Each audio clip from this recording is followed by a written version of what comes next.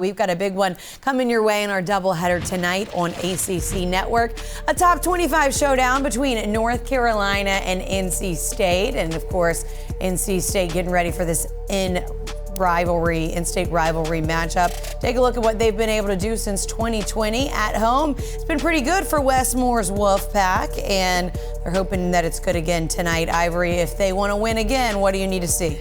Hey, they just got to come out and play. Let me tell you something. It's going to be a crazy environment. Yes. I mean, NC State, you got the players going back and forth. You got the coaches going back and forth. You just got to get ready. They just got to go out there and play hard, stay focused. Don't get caught up so much in NC State crowd, because they will definitely get to you. Oh, they will. And there's history with this, Kels. UNC has not won at NC State since 2019. They haven't beaten a top 5 team on the road since 2014. So that's going to be tough for North Carolina. They got to play better on the road. And I think one of the big things for NC State and their growth this year has been Isaiah James, going from 7 points per game last year to nearly 16. Look at how she creates space. She goes away from the screen. This crossover is nasty. Look at all that space she creates, and then her three-point shot is so improved. She knocks that down where she could have drove to the basket as well. She does so many things well, you're not quite sure what she's going to do. Here, she sees that she has an open lane, that Clemson is not fully in help side, so she attacks. Clemson comes over and tries to get into help side, but she moves past the defender, evades them with the Euro, gets to the middle of the lane, avoids the charge. She's doing everything so well. She can shoot the three. She's been very effective there, Coach, but also can get to the rim whenever she wants. She's really hard to guard.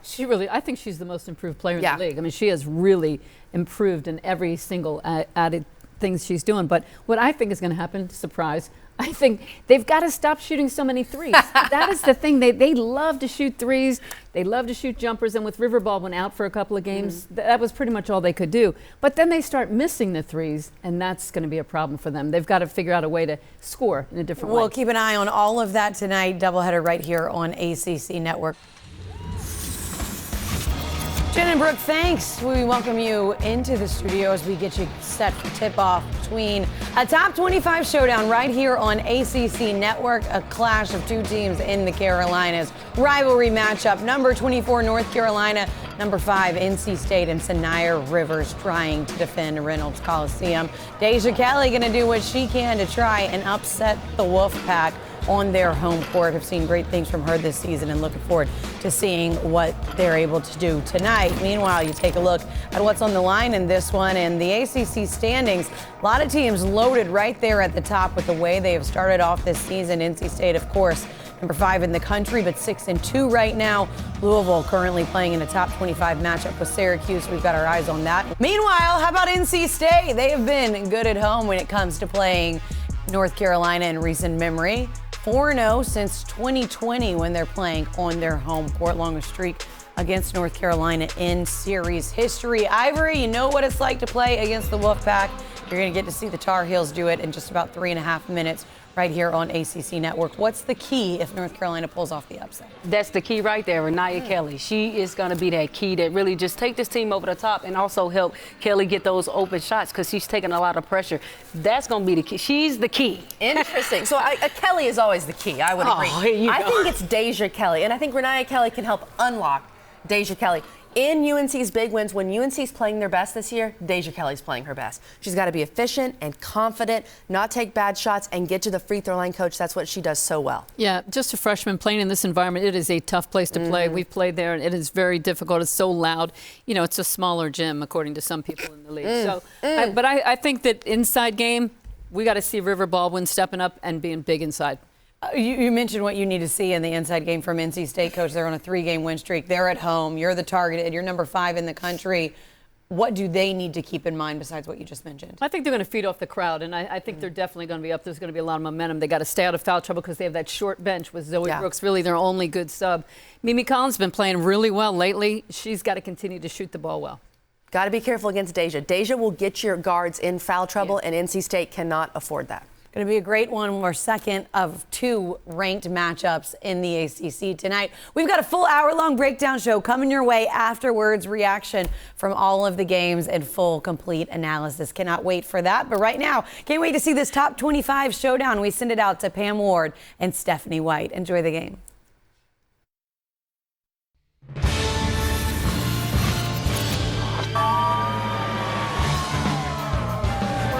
basketball presented by Ally, where the fans lined up early to get in to see North Carolina take on NC State, top 25 arch rivals in a packed and sold-out Reynolds Coliseum. They are playing each other for the 118th time in their long and glorious history in the ACC. Welcome aboard, Pam Ward, along with Stephanie White, National Player of the Year at Purdue.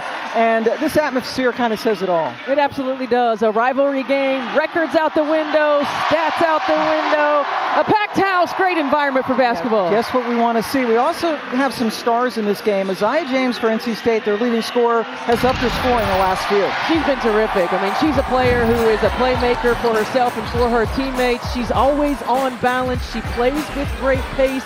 She can score at all three levels, and she's been special in the last three ball games. Over 21 points a game, also facilitating 3 assists a ball game. But she's got to fill it up for the Wolfpack.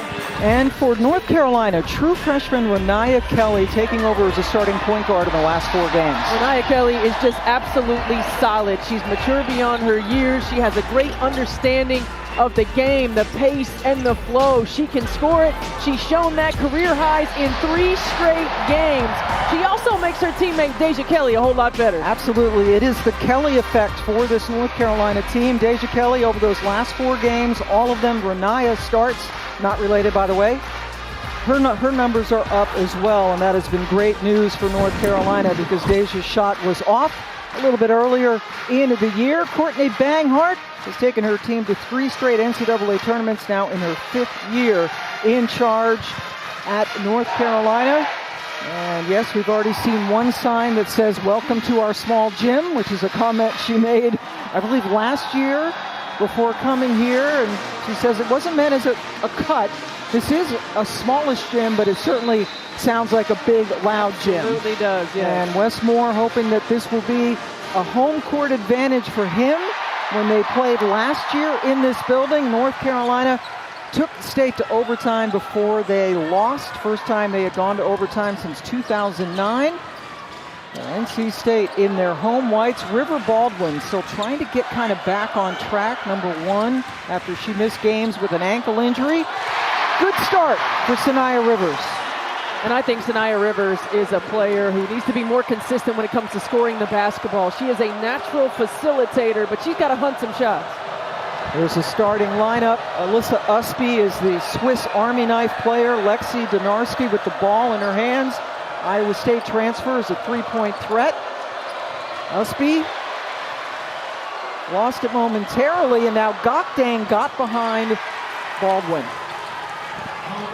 I like the look to get Maria Gokdang a touch early as we see NC State starting 5. River Baldwin has a tendency to get into foul trouble.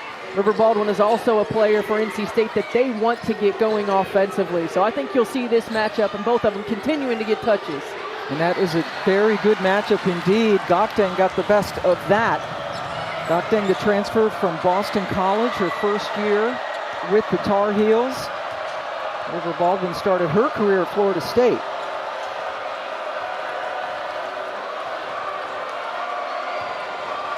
Usby with the drive. That's really her game. How about a left-handed push shot? Well, you can see the way that Mimi Collins is going to play her from the 3-point line. She's going to play off. And when you play off, you still can't allow Usby to get 2 feet in the paint. Usby coming off a 13-point game, 4 blocks, but a loss to Virginia on the road. No foul call as James hit the deck. NC State, meanwhile, has won 3 straight games. Donarski almost pulled it. Here's the freshman, Renaya Kelly. Deja, River Baldwin, good job getting in front of Gokdang. Collins from the baseline.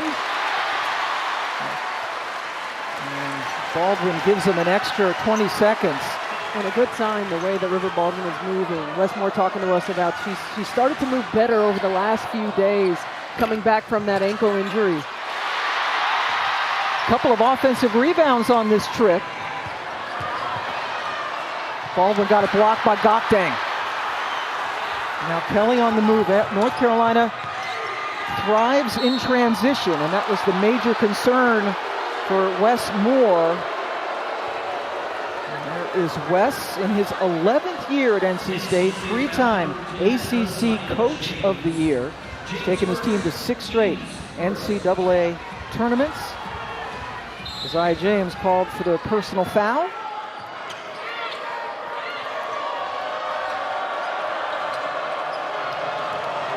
Kelly with the screen from Hayes, got a little bit of room. That's her spot. If you allow Deja Kelly to get into the mid-range, she is going to knock it down all day long.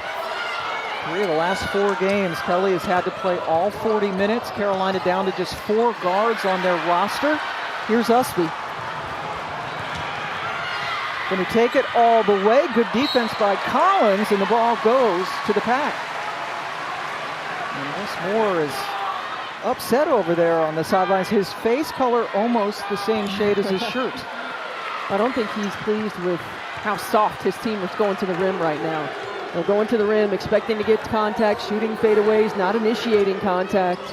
Got to be stronger with the basketball. This is a very good defensive team in the Tar Heels. And North Carolina hanging their hats on defense. That's the second time James has gone to the floor, but no call. Gokdang stepped on the end line.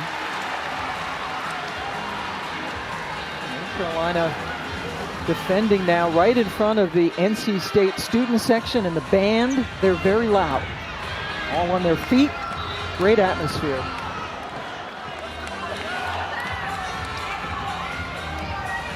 And a full 30 seconds to shoot as Rivers inbounds. Here's James. Scoring a lot, but also taking a lot of shots lately. Mimi Collins has a very unusual release on that shot, but it works. Yeah, she does, but she's worked on it. She used to release it above her head. Now she gets it almost to that right shoulder, something that Wes Moore said she worked all summer on. She's coming off 17 points at Boston College, their last game. Usby able to interrupt, and then Donarski was run into, and boy, that is 2 on Isaiah James. So 2 fouls on their leading scorer just 4 minutes in. Yeah, that hurts. She just wasn't able to get that ball cleanly, and then when she went after it, the foul. And this hurts because this takes away a playmaker. And you can see just diving after the ball right into Donarski. No question it's a foul. But Isaiah James is a 3-level scorer, and she's a player that runs off of a lot of off-ball screens, so she keeps defenses engaged. It'll be interesting to see if the Wolfpack uses Sanaya Rivers in the same way off the ball. Here's Usby. Now the right-handed push shot doesn't go down. And Zoe Brooks checked in for James, number 35, a true freshman. Highly heralded recruit, who has been coming off the bench after starting 6 games. And Coach Moore mentioned he'd like to see Zoe get back to what we saw earlier in the season. Yeah, she was so good at playmaking, strong with the basketball, able to get some easy buckets for her team. And sometimes it's just the ebb and flow of being a freshman in this league, finding your way. She's had to play multiple roles. Hayes was very physical with Kelly, who got the shot. And Madison Hayes on Deja Kelly to use her length, but Kelly is able to neutralize it by using her body, physicality, getting into the defender. State has missed 8 of its last 9 shots.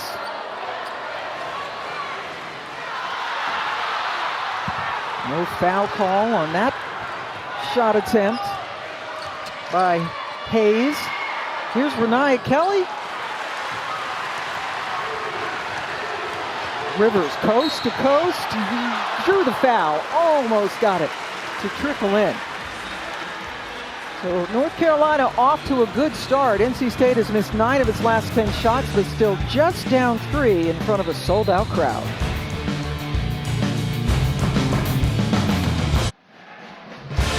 ACC Women's College Basketball is presented by Ally. Whatever you're saving for, we're all better off with an Ally.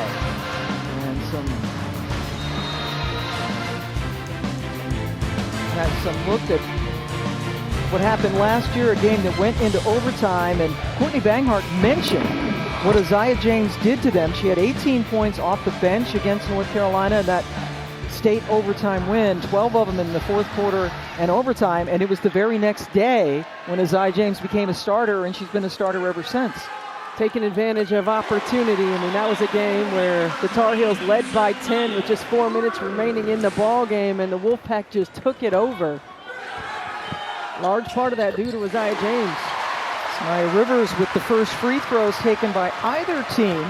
Cuts the lead down to 1. Good news for NC State, because so far they're shooting just 18% from the floor. Usby, that's kind of the extent of her range. Hey, and it's going to be a problem if she starts making those. You got to make her think about it a little bit more. Stunt back and forth, have high active hands. You can play off without being 5 feet off of her. And Usby hustling all the time, able to force that turnover. Nia Kelly gets it over to Donarski. Now Deja, yep, she did. She took some steps after River Baldwin used her all 6'5" of her to stop her in her tracks. And River Baldwin is one of the best help defenders in this league. She does such an outstanding job of getting position. She's not a rim protector in terms of shot blocking. She's a rim protector in terms of positioning, taking charges, being a presence in the paint. Does average about a block and a half per game, but yeah, that's not her real strength. Rivers with the miss. State doing a good job getting back to stop the transition. Usby on Baldwin. Gives it out to Deja, and she missed everything. She's going to hear about it. She's probably going to hear about it the rest of the game. Deja Kelly and Madison Hayes for the Pack are good friends, and earlier in the game when Deja hit a shot, she gave that, how do you describe that? Waving the face. You can't see me. You can't see me, yeah. She did that thing we've seen with Caitlin Clark and Angel Reese last year, but they're buddies. But she missed everything on that shot. I think if you're Westmore right now, you've got to talk about your offensive execution, not getting great shots, getting in the paint, really hunting foul calls, and that was a great read by Sanaya Rivers, not being strong to the rim. But one of the things we talked to him about was just how they've struggled shooting the three, and he doesn't like his shot selection. Poor shot selection, poor shot quality. He wants to get them more out of rhythm. He wants his players to be in attack mentality first, then three-point shooting later. And he says that indeed is their strength, getting to the rim. And every time Kelly catches the ball, the Bandit and students are yelling air ball. Rivers, lightning quick in the open court. Terrific pass to Hayes. Maddie Hayes coming off a double-double at BC gives State the lead.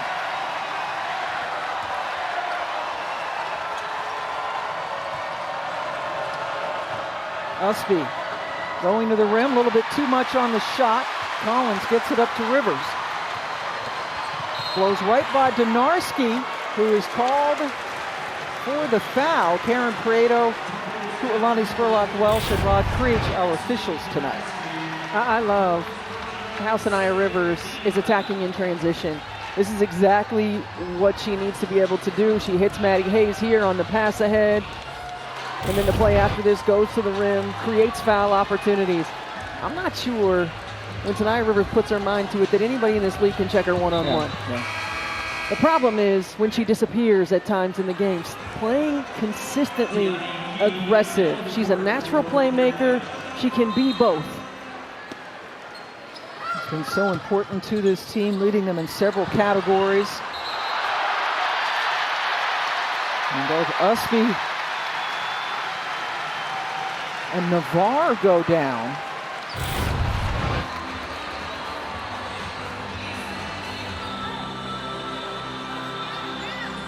Both of them just going after that hustle play and colliding with one another. Usby called for dribbling the ball on the end line. Gets the ball back to NC State. North Carolina with a deeper bench. Anya Poole, number 13, is into the game. Check that. Tiani Key is number 13, pardon me. There she is at the rim. Skips out for Brooks. Zoe Brooks isn't wearing her goggles today. She's not wearing her glasses. Navarre called for her first personal foul. And yes, no goggles for Zoe Brooks. Last 4 games shooting just 31% for the floor, so maybe changing it up. Every Thursday, a women's college basketball doubleheader for you on the ACC Network and the app. Next week, Boston College, Virginia at 6 Eastern. Then we will be right back here. Can't wait. Virginia Tech, NC State again. Virginia Tech with a big win today against Virginia. Liz Kitley, all she did was what, 33 and 18? 33 points, 18 rebounds, a double-double for Georgia Amore, who I believe had 14 assists. And it was Kitley's put in at the buzzer that beat NC State in Blacksburg earlier this year. NC State gets really lucky there. If you're River Baldwin, you cannot be that deep on the on-ball screen with Deja Kelly, and Zoe Brooks goes to work. Well, you gotta like that aggressiveness for Brooks. It's an 8-0 State run. Carolina's gone over 3 minutes without a point. Navarre, the Stanford transfer, got a couple of bounces. That's that shooter's touch right there. Only played 12 minutes in their last game against Virginia and fouled out. Here's Baldwin, checked by Key. Usby comes away with it after Hayes went flying in. Great hands. And a foul in the backcourt. Hey, this might just be the game that Zoe Brooks finds her rhythm. She looks really good early, attacking the rim, aggressive on the defensive end of the floor. She had a triple-double earlier this year against Liberty. 14 points, 12 rebounds, 10 assists. Just a second in the history of this program. A couple of 10-plus assist games, but Westmore looking for her to get back on track, and she has looked good so far tonight coming off the bench. This is such a tough NC State team to scout because all 5 players that start the ball game are threats. They've all have the ability to score 20 or more. You can't really focus on 1 or 2. And if you have 6 deep that can do that, I mean, that makes this team really dangerous for the postseason.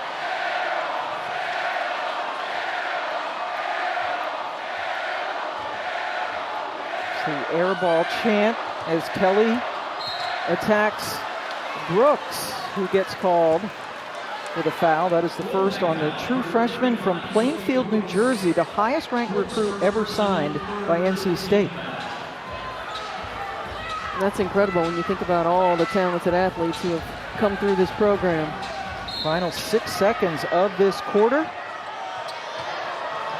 Navarre to Kelly. Got a piece of the rim, but Deja Kelly in that first quarter.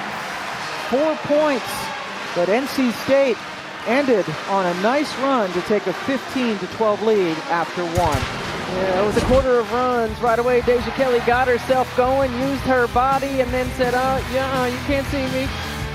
And on the other end, Tanaya Rivers, Madison Hayes in transition. Wolfpack making a run by getting out in transition.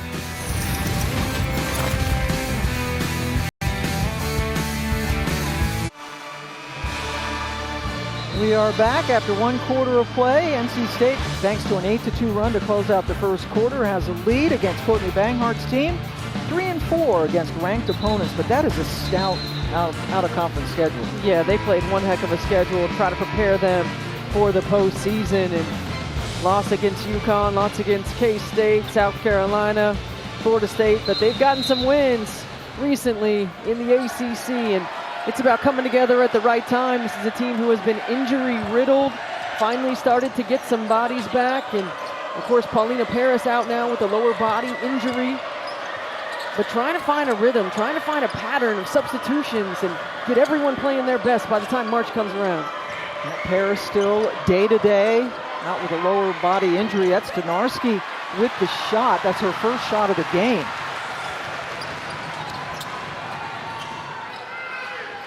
North Carolina got its first ever win in South Bend earlier this season. Yeah, that was a heck of a game. India Navarre was outstanding off the bench. game that Maddie Westfeld missed with a concussion, but it's still a great win for Carolina. Shot clock winding down. Rivers to Collins, and Collins was able to gather very calmly and score.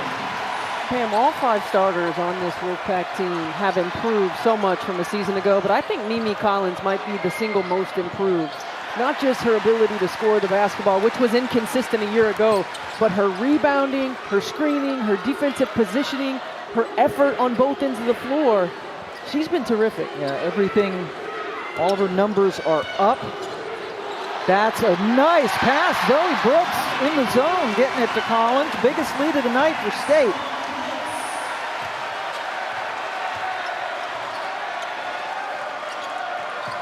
Carolina, a team that can struggle to score at times, and they're running through that stretch now. Another miss for Deja, Kelly.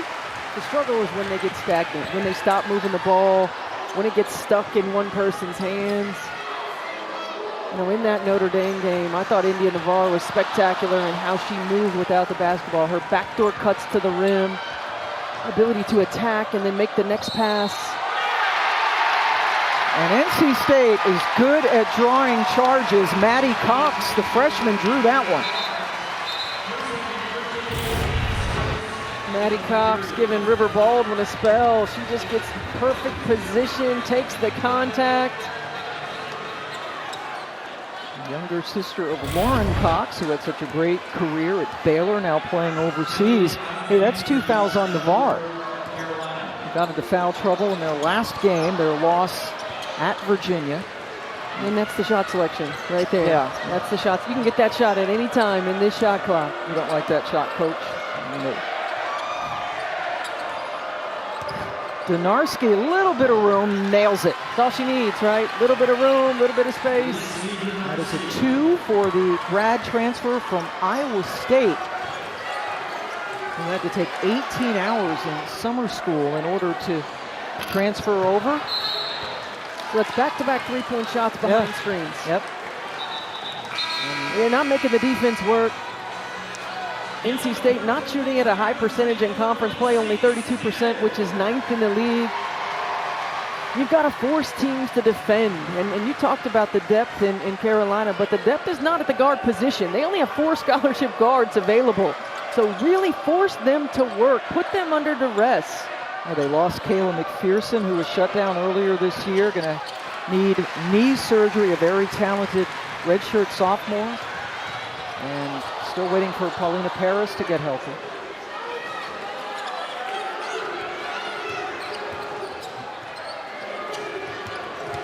Rivers inside. Kelly went down, no call, and now Zelaya and Rivers both holding on for dear life.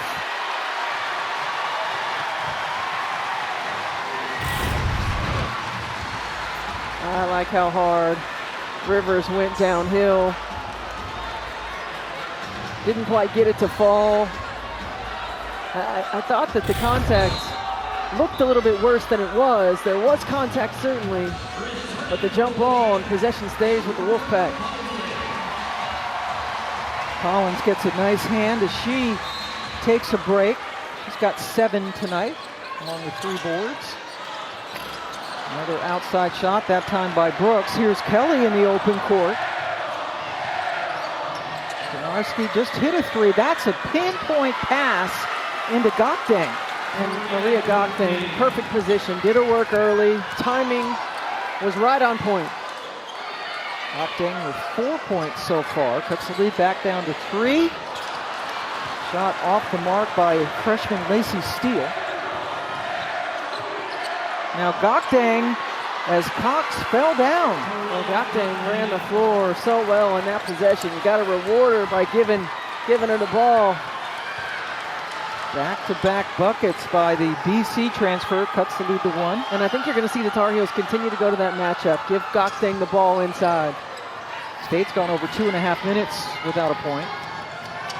Brooks, a big step in the lane, and another foul call.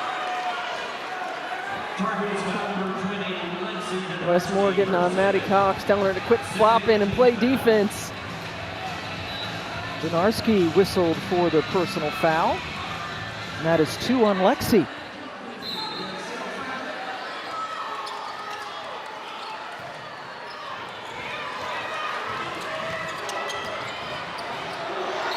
Freshman to freshman steal finds Cox. I love that take. As soon as Maddie Cox caught the ball, you could see the rip and go coming. Like the matchup. She shows her mobility on the perimeter. There's no hesitation, gets down the lane line. And folks, that is not an easy shot down the lane line, taking the contact. We saw Maddie Cox out here before shoot around. She was the only one in the gym early, working on her shot, getting some working with the coaching staff. She's a gym rat. She wants to keep getting better. Gotta love that, right? 5 freshmen on this team. Asia Kelly has missed her last 4 shots after making her first 2. Gets the ball again, gets serenaded again.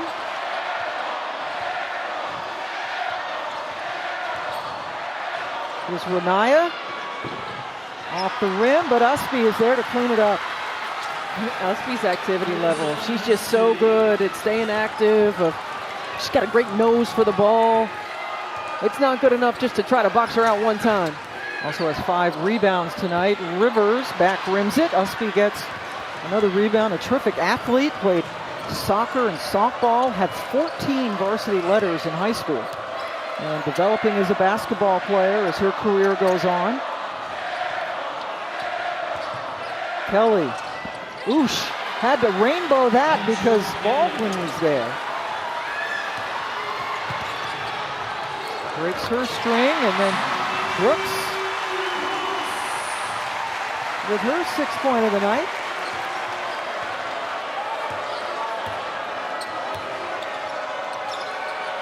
Carolina's hit 4 of its last 5 shots.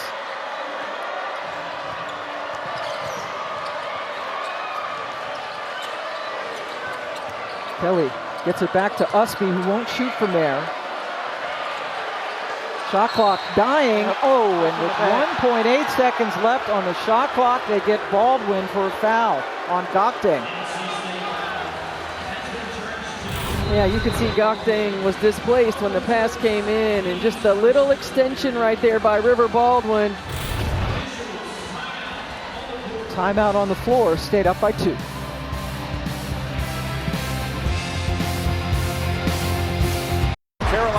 Take on their arch-rival, the Duke Blue Devils. The premier rivalry in all of college basketball. Duke Carolina, it always delivers. We are just 2 days away from Duke and North Carolina playing in men's basketball in an amazing Saturday blockbuster triple header. First time since December of '94 that there are 3 top 10 matchups in men's basketball on the same day, and we got them for you. Great day for basketball. And always. Caitlin Clark's at College Park that night. And Caitlin Clark was at College Park that night. That is the truth. And how about the Kentucky Wildcats going to look to bounce back from that loss against Florida? Pam Ward and Stephanie White joining you here. Sold out Reynolds Coliseum. It's going to become redundant because the rest of their games this season are all sold out. Rivers. Over to Brooks, who's made an impact off the bench. There we go. And you get a ball reversal, and what happens? You can attack a closeout on the backside. NC State can do a better job of moving the basketball side to side. Gokdeng got tied up with Collins. Possession arrow keeps it with the heels. I mean, this is just ball gets from one side to the other. You get a paint touch, you get a rotation. A poor closeout. Zoe Brooks does a good job of attacking, and you get an easy 2. That's how you shift the defense. It doesn't have to be complicated, but the ball has to pass that midline. Brooks, whose numbers have fallen off in the last few games, coming alive here tonight.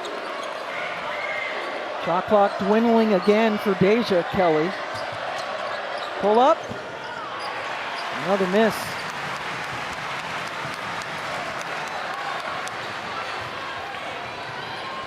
Brooks, the true freshman, who has 6 starts on the season. Now coming off the bench for Westmore.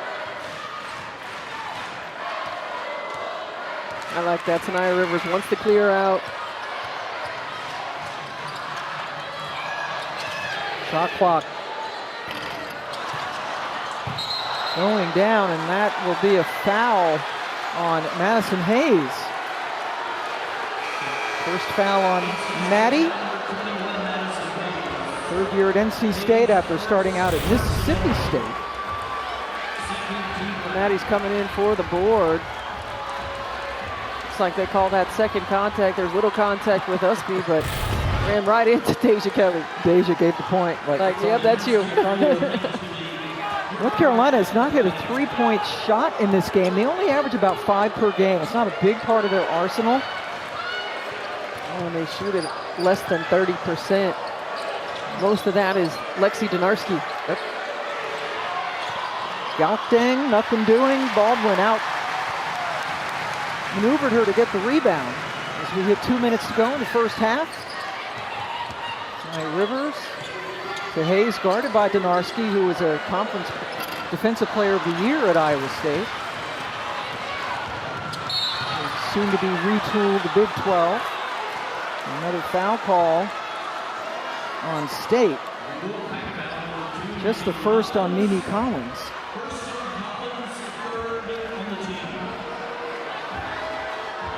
Both teams have just 3 team fouls. Need 5 to get into the bonus, and Westmore saying he thought it was an extended arm. Should have gone the other way.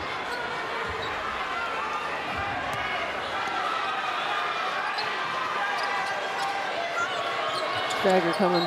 Yes, there's a foul. Baldwin hit Usby on Usby's way through the lane. So that's 2 on River.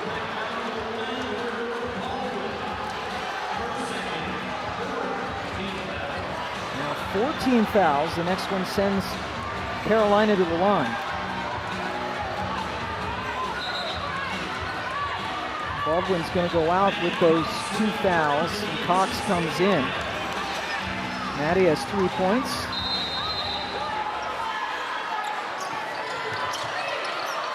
And is guarding Usby. Yeah, right away. I like that. Go to the Gaukdeng. Gaukdeng calling for it, but Mimi Collins played stout defense. I don't think she needed all of that. Just turn and shoot over the top of Mimi Collins. Yeah, you got the, you have the height advantage, yeah, right? She has the advantage. Just turn and shoot the ball.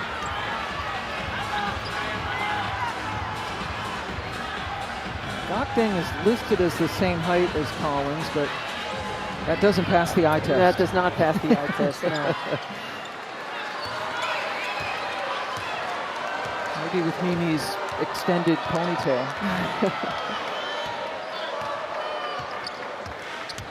Rivers guarded by Kelly, who often gets tough defensive assignments.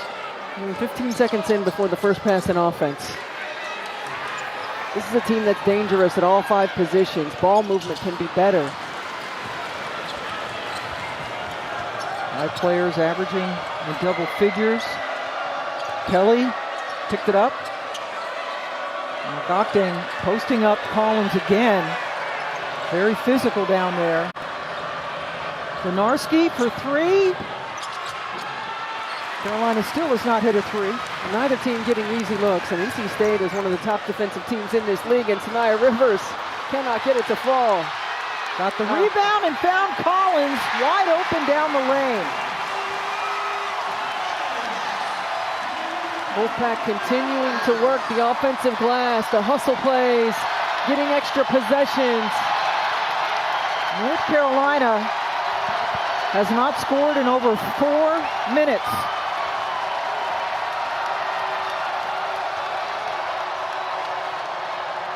The drought is over. And the shot clock is off. Usby scored that last basket. Brooks. Collins at the buzzer. Got it! Mimi Collins beat the buzzer to send this crowd into a frenzy as we hit the half. What a pass by Zoe Brooks. This is where you can see the game slowing down a little bit for her. The defense collapses. The shot clock is winding down. Instead of trying to force a shot, she finds her open teammate. So NC State has a 31-24 lead at the half. A spectacular finish. Mimi Collins nails it down. Ladies' night halftime report. Muffet, Ivory, Kelly, and Kelsey.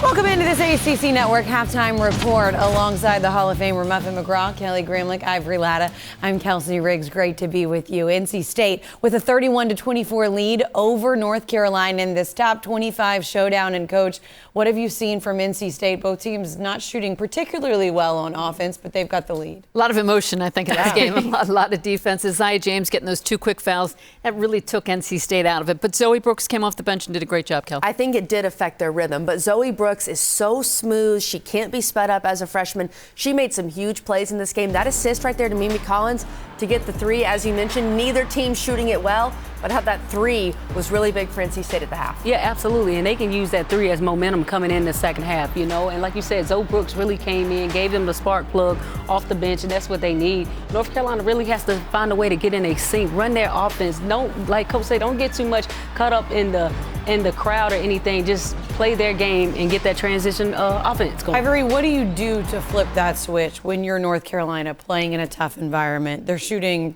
39%. They're 0 for 7 from 3 to try and get back into that rhythm of what you normally do. What you do is you find who your leader is. I would, hey, let me get my 5 together that we're going to go out here and battle. Take our time, calm down, focus on what we need to do. Don't allow NC State to make us run offense that we're not capable of. Let's get back to, rebounding, fast break points. Just continue to motivate your teammates despite of what's going on in the crowd. And NC State, we've talked about this when they've played other teams. Their length defensively is hard to deal with. I think it's affecting Deja Kelly and Renaya Kelly. The other big difference here is North Carolina has yet to shoot a free throw. Deja Kelly is so good at getting to the line. She has not been able to do that. UNC's got to get to the line in the second half. Yeah, I don't like the chemistry that they have right now because they've got 3 players in the game. You don't have to guard them from the free throw line and out, so you can really pack it in the lane, which is going to make it tough on Gakdang when she's in the game. But it's hard to free up those shooters when you have nothing else going. They can really stick to them. All right, so right now it has been a close game in the first half. We'll see what adjustments they were able to make. A 7-point lead for the Wolfpack in this top 25 showdown. We've got much more coming your way throughout the night here on ACC Network. It's Ladies' Night, a full hour-long breakdown show of everything going on across the ACC, and much more to come here in this halftime as well, because we've got another top 25 game in action right now between Louisville and Syracuse. We'll show you what's happening there and across the league on the other side of this break. Alyssa Usby trying to do what she can to get North Carolina back in this game. They're going to need more of that in the second half. They're trailing by 7 at the break.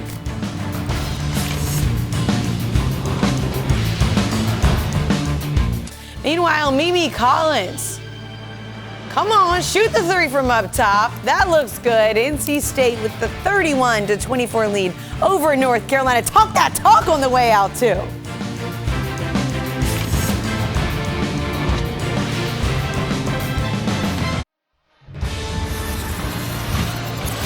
Welcome back to ACC Network Basketball presented by Ally. NC State with a 7-point lead over North Carolina as we head into the second half. Pam Ward and Stephanie White joining you today. And Zoe Brooks, a freshman for NC State, had not been shooting the ball well in the last 4 games. That changed tonight. Well, she's been terrific off the bench, and the Wolfpack have needed her to be with Zia James saddled with foul trouble. She was aggressive to the rim. I thought her decision-making was really good. She stayed in plays on the defensive end of the floor. She was excelling in transition and just making the right play for her team. And doing that for this NC State team who has won 12 straight home games, and that started with the overtime win against Carolina here last February. And Mimi Collins also doing some good work in the first half, hit a buzzer beater to end the half. Not just scoring the basketball, rebounding as well. Great job on the defensive end of the floor, really being a glue player. And Mimi Collins among the players that have been really upping their games this year for an NC State team that was picked to finish 8th in the ACC. And right now they are the 5th ranked team in the entire nation. Zaya James only played 4 minutes in that first half because of foul trouble, got a couple of fouls, and did not score. Well, it's going to be important to get her going right away. She's going to come off of this back screen, pin down. So something that Westmore designed to get her going? Yeah, and they love that action. I mean, she does a good job. They set the little brush screen for River Baldwin, and as Zaya James comes off the pin, they can adjust it where she comes off of the stagger, but I think you got to get her going on the offensive end. Last 3 games, she's averaged over 21 points per game, had 18 against Carolina last year in this building, and has started ever since that game. Good job to corral that. James with the miss. Deja Kelly gets the rebound, and Deja Kelly did not go to the free throw line once in the first half. We'll do it to start things off here. Only Angel Reese at LSU gets to the line more often than Deja Kelly in the entire country. Well, in the first half, she really didn't attack all the way to the rim. She stopped in her mid-range where she is so lethal. But NC State making everything difficult, every shot difficult. Second foul on Mimi Collins.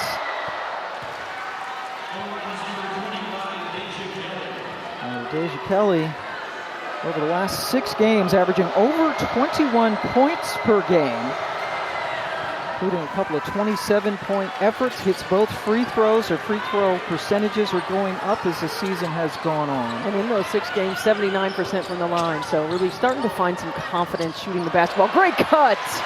Oh my goodness. That a way to get yourself involved. Zaya James, backdoor cut. Zaya's first points of the game, averaging 15.5 on the season, which leads her team. Usby got bottled up by Collins, and then set a monster screen. She will not shoot from there. 0 for 6 from 3 on the season.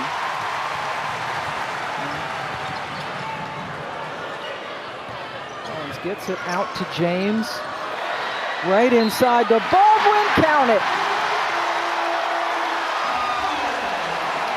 River Baldwin was trailing the play in transition and was able to get back, get perfect position. She was sealing for it right away, continues to use her feet to keep Gokdang behind her and finishing the and one. River Baldwin is an important piece of what the Wolfpack do. They've got to find a way to get her back in the rhythm. She was playing terrific basketball before she went down with that ankle injury. First points of the night. That foul was on Gokdang, her first. Since she came back, Baldwin has scored 6 points in all 3 games, was averaging 15.5 before that happened. Great D.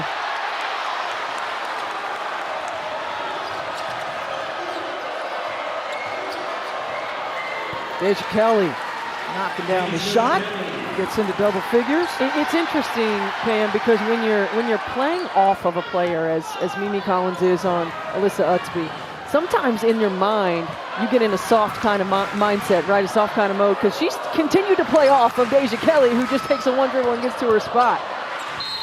Rivers draws a foul this time on Renaya Kelly. We talked about her in the open. Renaya Kelly did not score in that first half, coming off a career-high 20 in the loss to Virginia. 3 straight games, Kelly has gotten a new career high in scoring, but was shut out in the first half.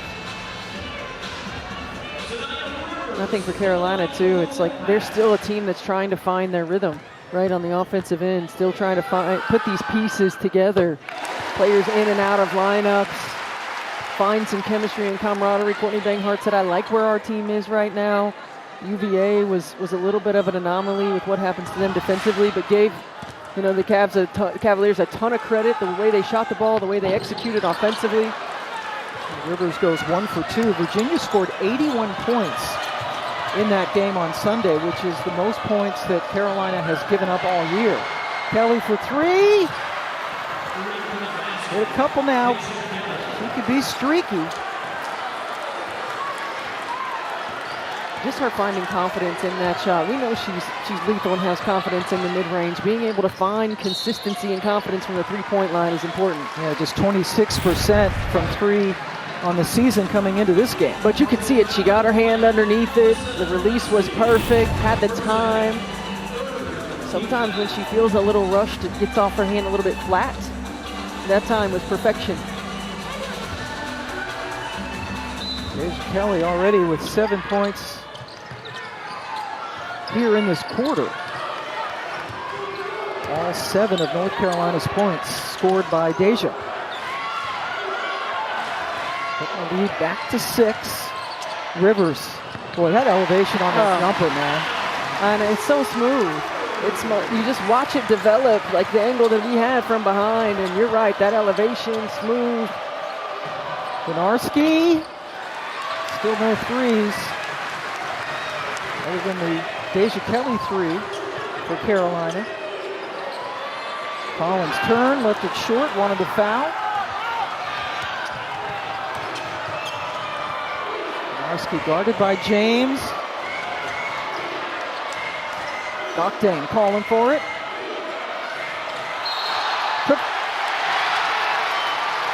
Some contact and the foul on Doctane drawn by Collins.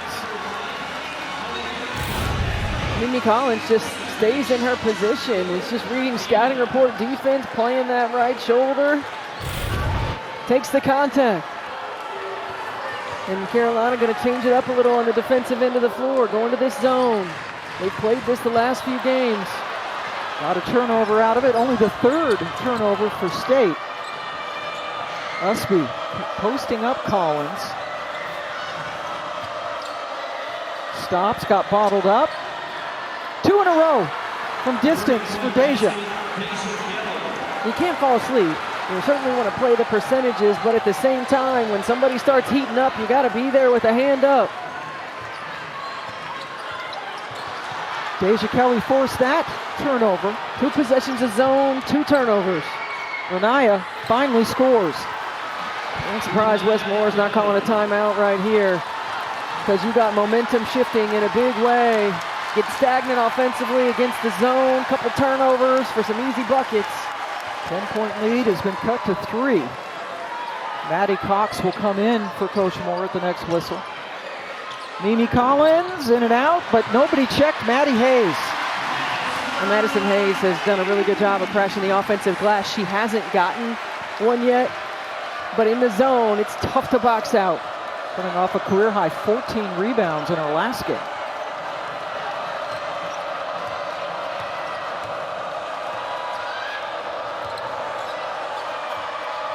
Benarski picked up her dribble and threw it away.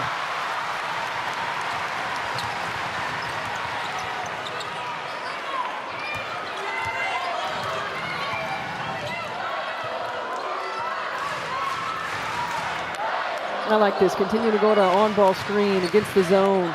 Was a little late, but got it there. Baldwin couldn't get the angle. And because it was a little late, it took River Baldwin out beyond the paint. Deja feeling it, cupped out.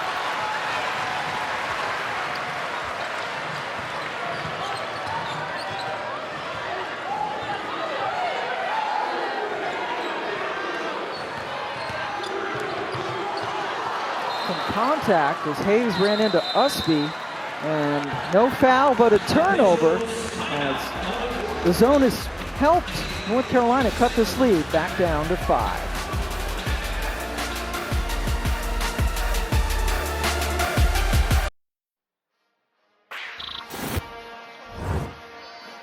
During Black History Month, ESPN amplifies our year-round commitment to Black history always, covering and telling stories of the Black and African American experience in the realm of sports. And tonight we highlight the incomparable David Thompson, first Black player to win the ACC National Player of the Year.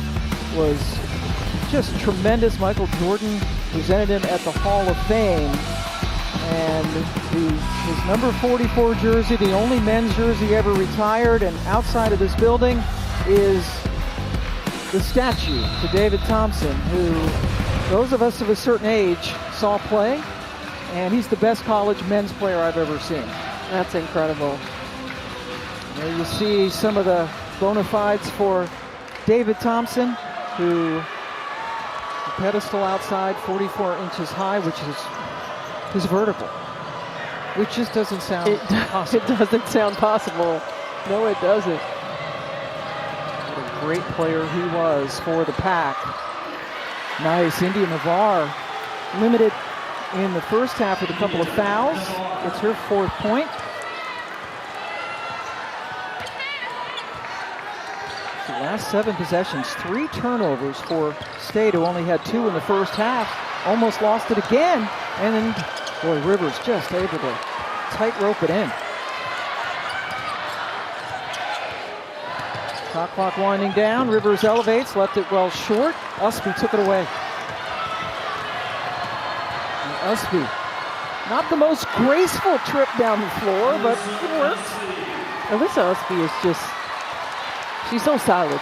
You know what you're going to get. She has the ability to score. She doesn't do anything flashy. She doesn't play outside herself. She just gets it done. She's into double figures now. And a 10-point lead briefly cut to 1.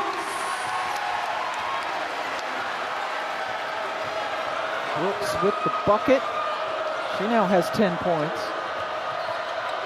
Nia Kelly shooting over Brooks. A couple of really good freshmen in this league. And then Usby gets the foul. That was a great job by Maddie Cox to box it out. Staying in front. Usby's so active when she goes to the offensive glass. So great job. And it's the 3rd on Usby. And already 5 team fouls. So State into bonus for the rest of this quarter. And that sends Cox to the line. Just 56% on the season. Gymnastics coming up here on the ACC Network and the ESPN app tomorrow night. NC State goes on the road to take on number 20 Clemson at Littlejohn Coliseum. Coverage starts at 7 Eastern Time. And Maddie got them both. She now has 5 points as Donarski comes back in. Lexi just 2 points on the night. She's missed all 3 of her 3-point attempts.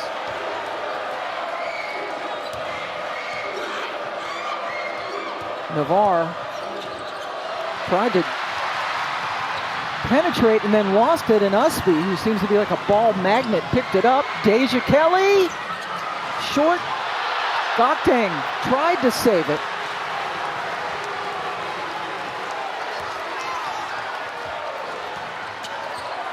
Rivers. Move it. It just keeps getting stuck. It allows Carolina to set their defense every time. Shot clock again into single digits. Collins. Navarre comes up with the rebound.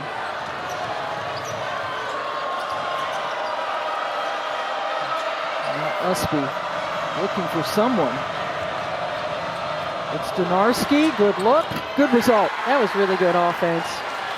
You've got Usby who's patient, who's poised, waits for the split screen. It doesn't happen, allows the space to clear so the defender's not involved anymore.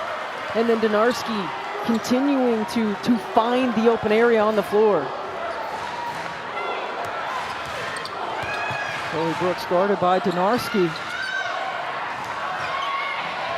Shot clock again, dwindling, but Rivers hits the shot.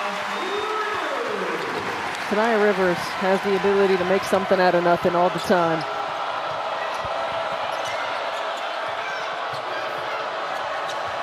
Navarre.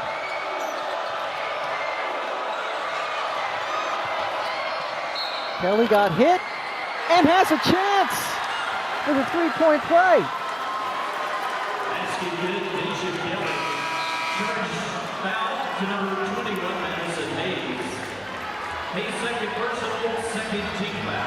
And you're going to see Maddie Hayes change her feet right here, trying to keep Deja Kelly from going left, trying to ice the screen. Gokdang switches it, but you can't, as a defender, when you're trying to keep someone from using a screen, back off of the ball handler. You have to get into the ball handler, and all Deja Kelly needs is that little bit of time and space.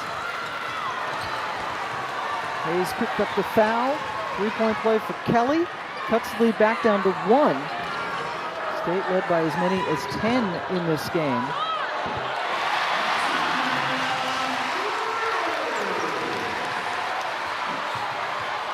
Rivers, great take. I like that. I'd like to see Deja Kelly do that a little bit more. You know, you play her scouting report defense to the mid-range, oftentimes going left. I'd like to see her do more of that, getting to the rim. Carolina going to stay in this zone. Just a little over a second difference between the two clocks, and NC State will try to take as much off as possible. Thrown away. James, a little bit too much on that. Deja Kelly has 15 points in this quarter.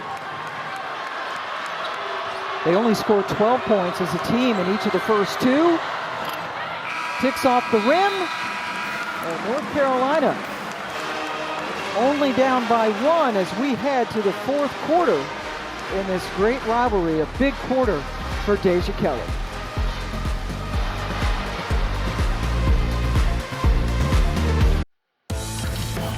Well, Deja Kelly's been terrific and took it to another level in the third quarter. 15 of her 21. She was lighting it up. That's 5 20-point games in the last 7 for Kelly. We talked about the rhythm, finding confidence, playing off the ball some, finding ways to get the ball on the backside of actions. And Pam, we saw her earlier in the season at Notre Dame, and she didn't look this fluid. She didn't look this confident. She's found her way. You see the 15 points in 10 minutes there in the third quarter. And Carolina scored 24 points in the third, only 24 points in the first half entirely, and that is their lowest scoring first half in an ACC game this year. Pam Ward and Stephanie White joining you. It's sold out Reynolds Coliseum. The secondhand ticket market was buzzing here in Raleigh for people trying to get in. Deja ran into River Baldwin, who was called for another blocking foul. That was the third foul on River, who is showing her frustration. 3 points for her tonight, 1 of 6 from the floor, and Kelly is shaken up.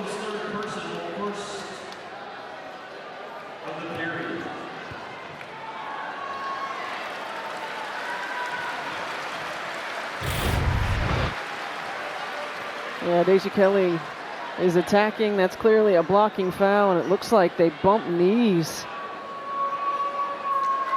Or she got it on the inner thigh. Kelly is okay. Some of the student section and band were actually clapping when Kelly was all right. I'm sure that Courtney Banghart is holding her breath with the dwindling guard rotation. He has 4 healthy scholarship guards, and Renaya Kelly comes in to give Deja a little bit of a break. Brody Schneider, the athletic trainer, will take a look at Deja over there on the bench. Good defense by James to keep Denarcy from shooting the 3, but she found space for 2. That was good action. Again, anytime you get some ball movement, player movement, you're going to get higher percentage looks. North Carolina's first lead since it was 10-9 in the first quarter. Coming back from 10 points down in the third.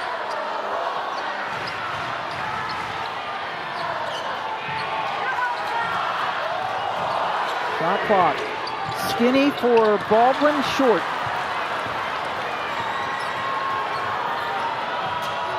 Good pass. Carolina out there without Deja Kelly.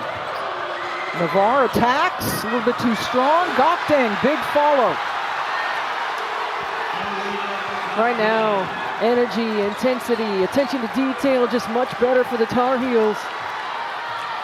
Early in the ball game, it was the Wolfpack getting those 50-50 balls, making the hustle plays. Now it's the Tar Heels.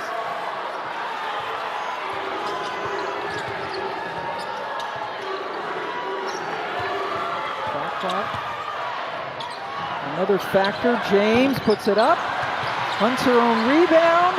Sliced through a couple of defenders with her flashy finish. What a play by Isaiah James. I like the second effort and then getting to the rim. She's got to find a rhythm, and it's going to be attacking the paint. Gets the crowd alive. Benarski for three. Anaya Kelly called for the foul, going for the rebound. The second on her as Deja Kelly comes back into the game. Isaiah James, three-point shot is off, long shot, long rebound. How about splitting those defenders?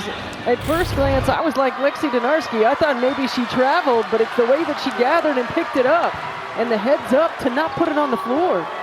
Terrific finish for James.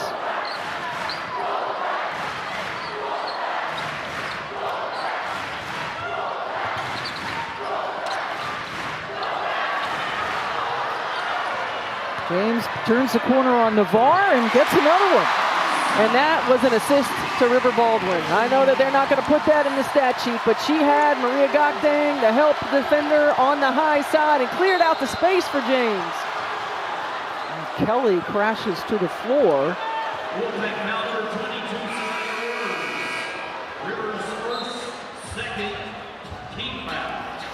Rivers picked up the foul. And this is what you want to do if you're Isaiah James, to get yourself back in. And see how River Baldwin just held Gokdang high, allowed an open space, and the rotation from the backside was too late. It was Isaiah James that really put the hammer down in the overtime win for State last year in this building against Carolina. I like that switch. Those two are about the same size. They can guard multiple players.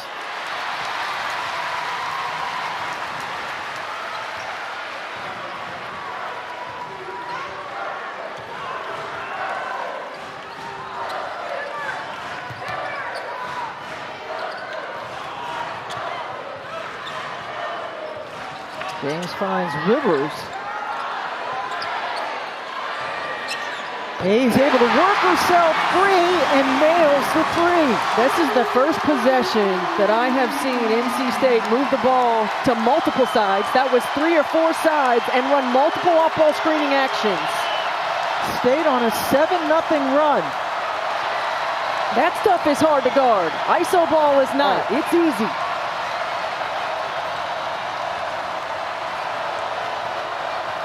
Usby. Zelaya. He's now 3 of 14 from distance. And she's going to come out of the game. Gokdang will come back in.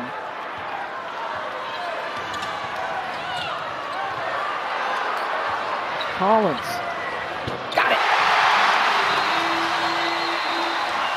Courtney Banghart wants to talk about it. Doesn't want to let this crowd continue to get going. She wants to try to stop the momentum right away, but the Wolfpack are certainly heating up.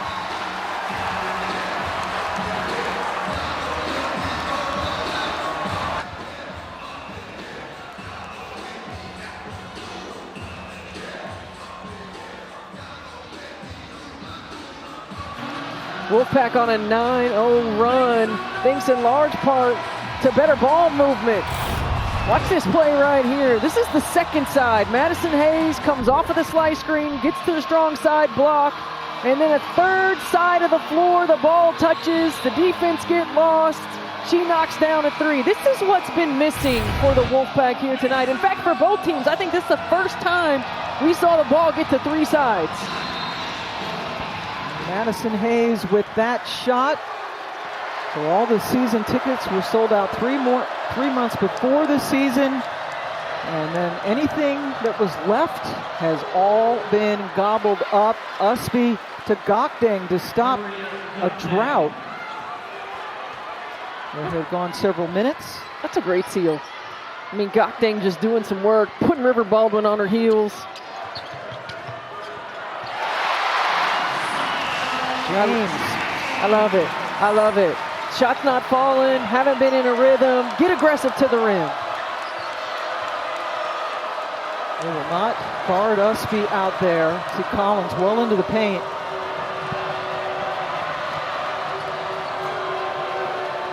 Benarski.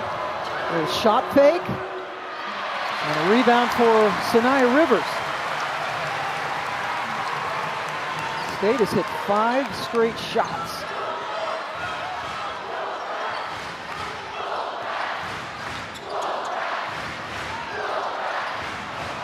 James working on Donarski and drew a foul.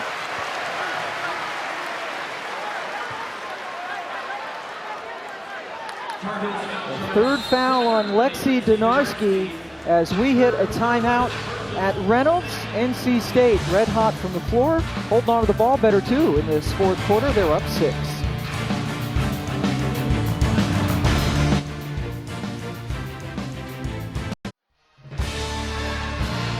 ACC Women's College Basketball is presented by Ally. Whatever you're saving for, we're all better off with an Ally. What a game, North Carolina and North Carolina State. A great fourth quarter so far for NC State after Carolina took a brief lead. Carolina's not won in this building since 2019, and NC State is trying to extend its home win streak to 13 games that started by beating North Carolina here last year. In that fourth quarter comeback where Isaiah James was so clutch.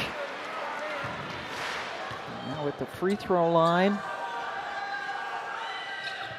She has 10 points all in the second half.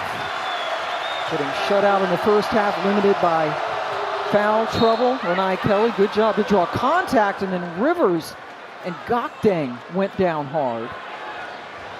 And the ball is rolling all the way back to that court.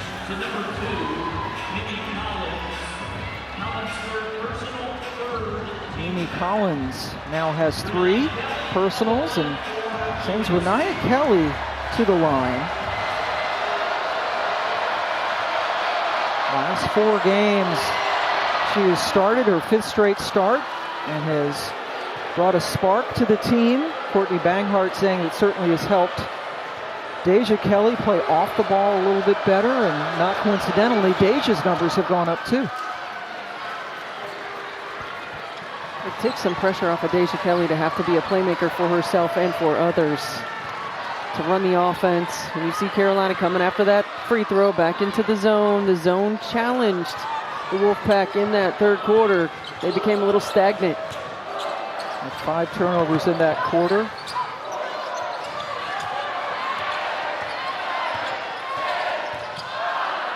Shot clock now at 4. Not handled cleanly by Baldwin. And here come the Heels. That is their first turnover of the quarter. Renai Kelly left open. Big 3. This is a freshman who's not afraid of the moment. Hasn't been in this position before, on the road in this type of environment, but Tar Heels have done a really good job of neutralizing the crowd, of answering every run. Courtney Banghart so impressed with Renai Kelly, especially as you mentioned as a true freshman. Donarski gets the Baldwin miss. 2 zone possessions, 0 paint touches.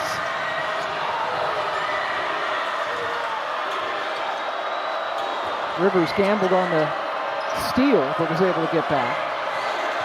Gokdeng calling for it, and Courtney Banghart calls a timeout with 13 seconds left on the shot clock. We will take a very quick 30-second timeout, see what Coach Banghart draws up when we come back to Raleigh.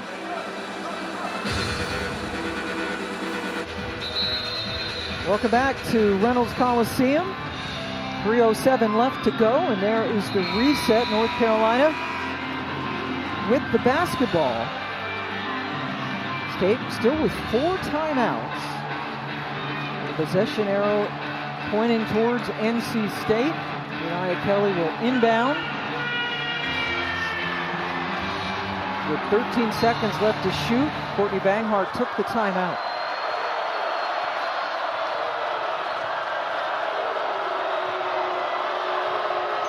Gokdeng looking for somebody. Kelly's going to have to shoot it.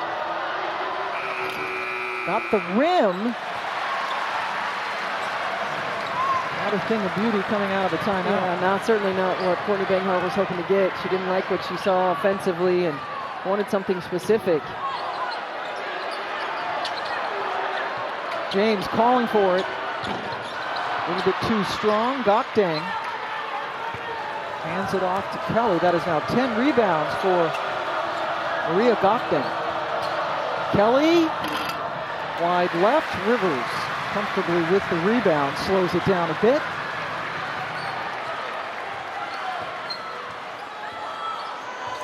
State has gone over 2 minutes now without a point. It's still clinging to a 3-point lead. Collins goes right at Usby, who knocked it away. Pardon me, that was Hayes.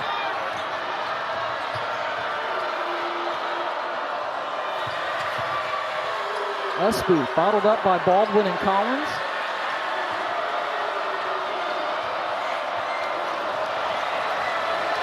Play call. Really loud now for Renaya Kelly. Gokdang's got to shoot. Does so. And Baldwin gets the miss.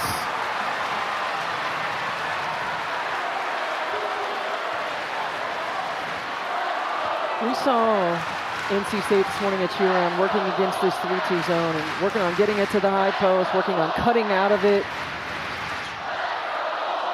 Not once have they gotten a touch in the paint against this zone.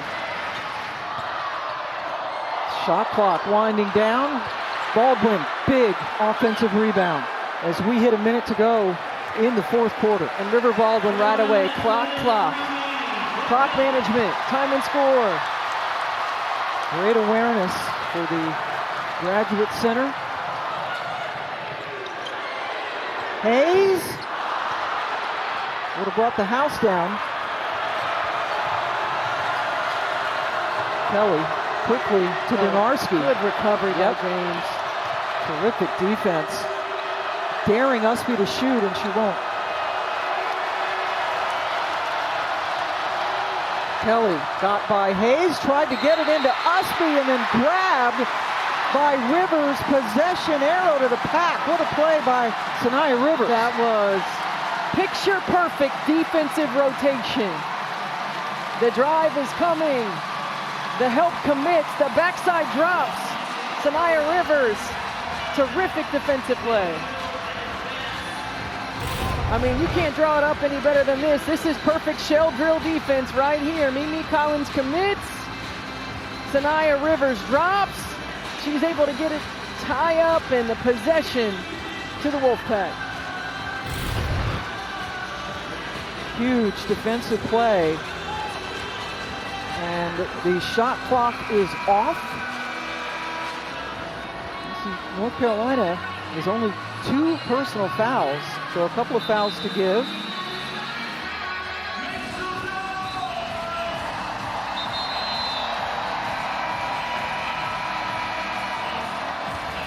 Both teams have been stuck on the score for a while. NC State hasn't scored for over 4 minutes, but it's been 3.5 minutes for Carolina.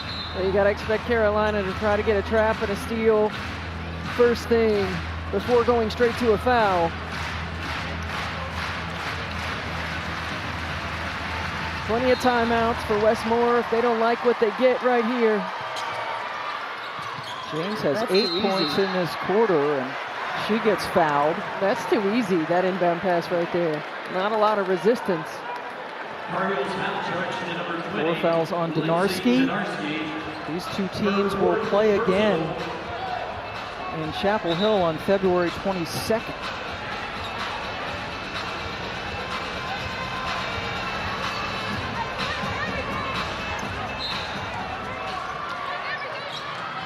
That's a good switch. That's a good switch, yes. Great job. Results in a turnover. They go inside for 2, and it skips off the rim. Deja Kelly couldn't get the shot to go.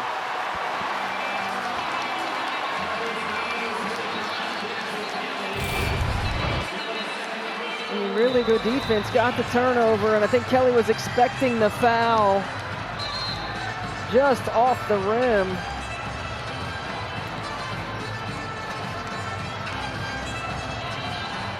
Amy Collins with the big offensive board and then fouled by Deja. Yeah, I like the way that they switched and denied in that inbounds. They got to, again, go for the steal first and then can quickly foul. Westmore again has timeouts. So you don't want to turn it over. If you can't get it inbounds, no turnover, no 5-second call, you've got a timeout. Use it. Deja Kelly, 21 points to lead the way for both teams, but missed that shot underneath that would have cut the lead to 1. Be interested to see if they put a big on the ball here. Doesn't look like they're going to.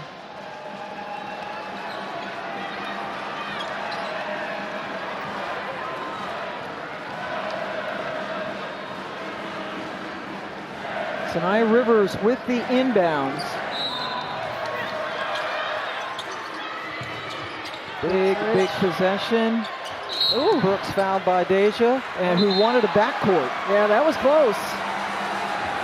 That was close because it looked like Zoe Brooks had 1 foot behind.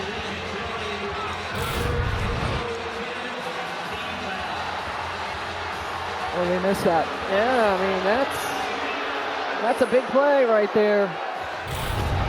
That's a big play. Instead, the foul on Kelly, her 3rd. Deja Kelly, who had a great 3rd quarter, has scored 0 points here in the 4th. And Courtney Banghart has a timeout, so right now, most important thing is to get the rebound if she misses.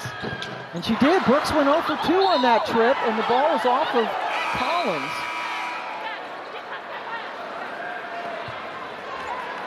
NC State holding their breath now as the officials will look at that for the all-important possession. 12 seconds left to go. Carolina has scored only 11 points in this quarter. State just 2 more.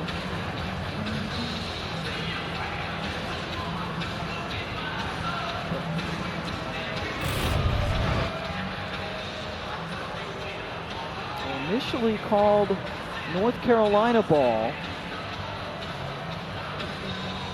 but it looks like Mimi Collins hit it and might have hit Alyssa Usby's hand at the end.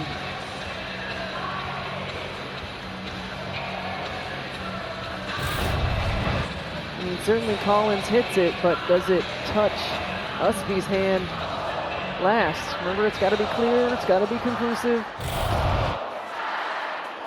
Because it was called on the floor as North Carolina basketball.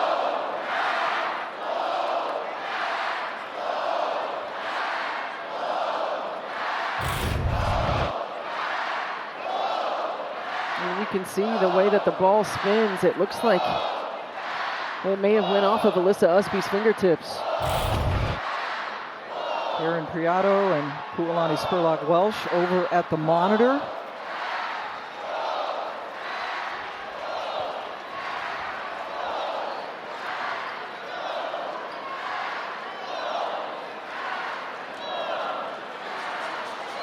Gakdeng, pardon me, and Usby have double-doubles for North Carolina.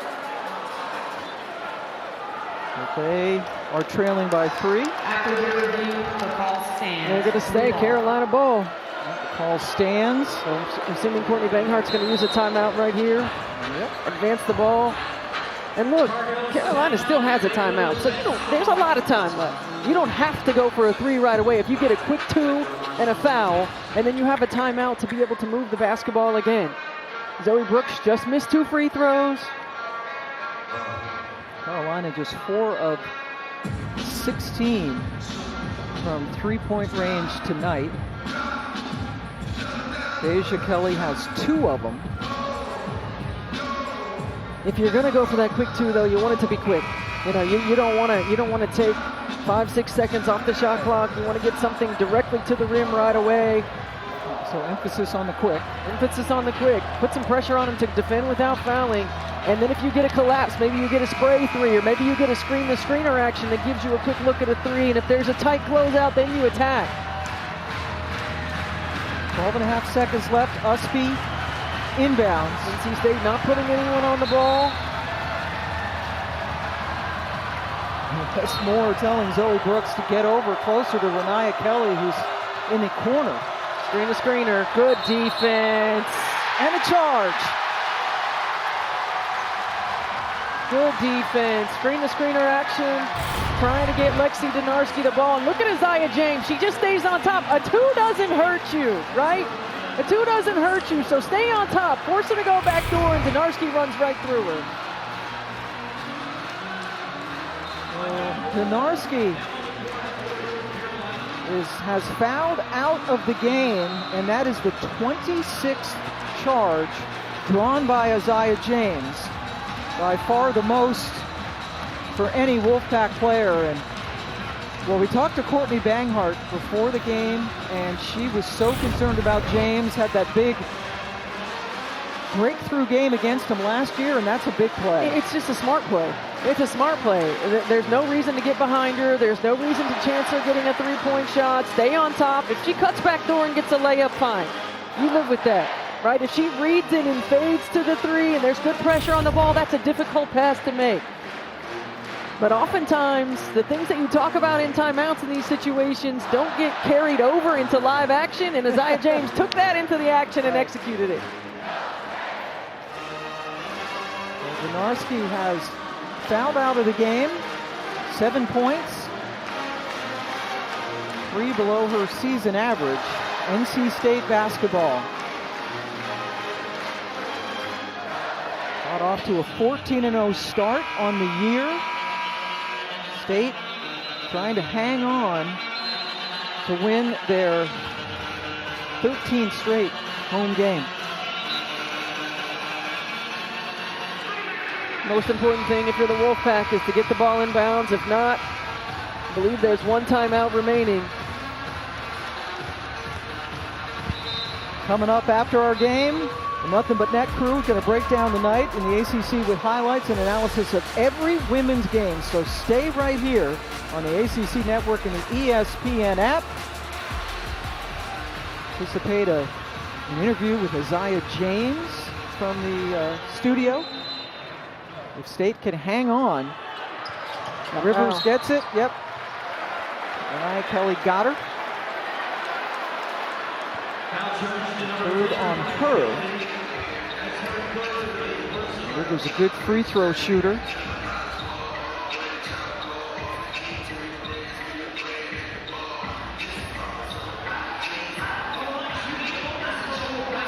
You can pretty much salt this game away by hitting one.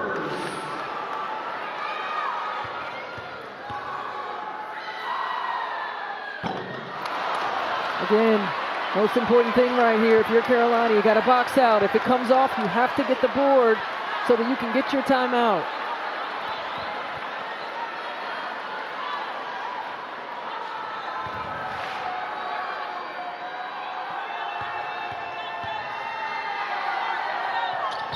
Got it.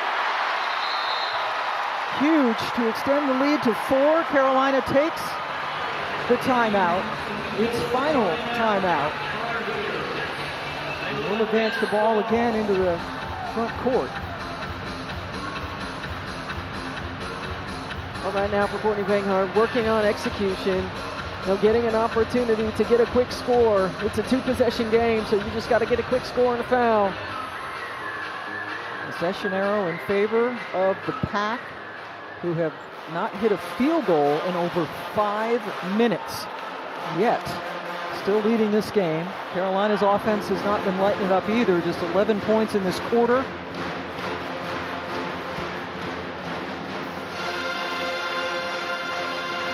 Communication on the defensive end of the floor. Could be some switching. But you got to make sure that you're communicating it, make sure you're calling it. The NC State players right now discussing things among themselves as the coaching staff was having a little meeting out on the floor. And that's a sign of a veteran team, right? You've got players who have been in college 4 and 5 years, a veteran group discussing time and score situations, what they're doing. Player-led teams are oftentimes the best teams. And it's a good reminder, NC State's sitting number 5 in the country, started this season unranked. The unknown, right? The unknown of These players that are coming back, and you can see how connected they are. You can see the leadership, and you can see why it was a quick rise. From unranked to top 10 before they even hit December.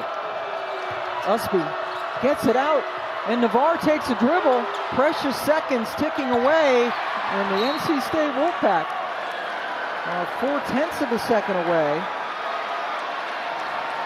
from the win. Westmore says no fouls. Carolina inbounds with Navarre. A three will not hurt them. NC State, despite not hitting a field goal in over 5 minutes to close out the quarter, hangs on to win it 63-59. Their fourth straight victory, and they now go to 4-1 against ranked teams, and the rematch coming up 3 weeks from tonight at Carmichael. This is what you expect out of a rivalry matchup, right? Defenses got after it. Nothing came easy. It was a battle to the finish. It was a game of runs, and the home team, the Wolfpack, come away with it. Doesn't get any easier for NC State. They have Louisville coming here on Monday night, and then next Thursday we'll be back here. Virginia Tech. Right. It's going to be good stuff for the Wolfpack as Westmore's team hangs on to win it by the final of 63-59. We will get you back to the studio for a complete breakdown of this game. For Steph White, I'm Pam Ward. See you next time. Coming up on Nothing But Net, this game went down to the wire in a top 25 showdown in the Carolinas. We've got the highlights and reaction from NC State and North Carolina.